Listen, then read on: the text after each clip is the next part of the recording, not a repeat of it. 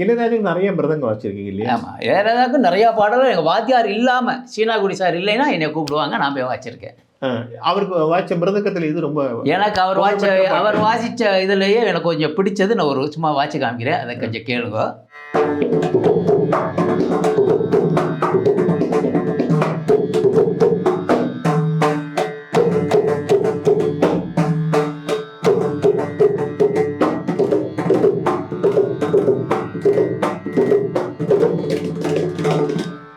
இப்போ எங்கள் வாத்தியார் வாய்ச்ச பாட்டிலே எனக்கு பிடிச்ச பாட்டு, 2வது இளையராஜா பண்ணின ஒரு மியூசிக்கில் ஓப்பனிங் மிருதங்க சாங்கு.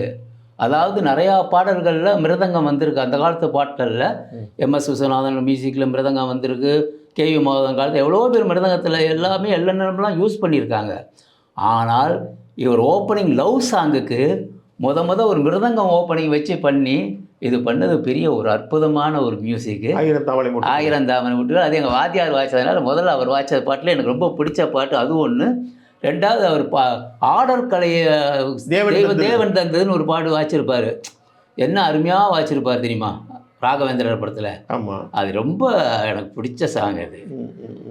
அது ரொம்ப நல்லாயிருக்கும். அது ஒரு தடவை வாட்சி பார்க்குறேன், ட்ரை பண்ணுவேன். பாடிட்டே வாசிக்க பாட முடியாது, அந்த ஸ்டடியை வாசிக்கிறேன்.